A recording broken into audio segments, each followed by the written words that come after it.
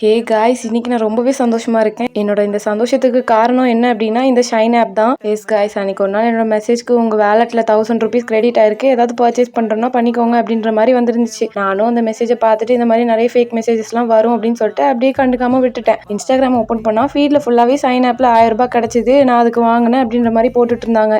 எனக்கு ஒரே ஷாக் ஆயிடுச்சு. என்னடா இது ரியலா இருக்குமோ அப்படின்னு சொல்லிட்டு நம்மளும் ட்ரை பண்ணி பார்ப்போம்னு ஆப்பெல்லாம் இன்ஸ்டால் பண்ணிட்டேன்.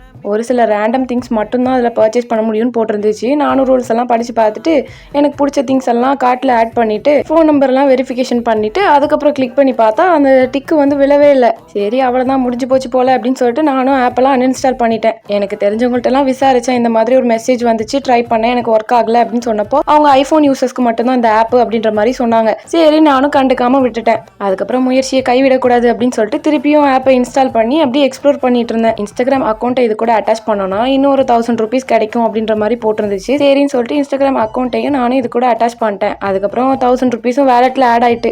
இதுக்கப்புறம் என்ன நடந்துச்சுன்னு தெரிஞ்சுக்கணும்னா ஃபாலோ பண்ணி வச்சுக்கோங்க. பார்ட் 2ல போடுறேன். ஆப்போட லிங்க் வேணும்னா லிங்க்னு கமெண்ட் பண்ணுங்க.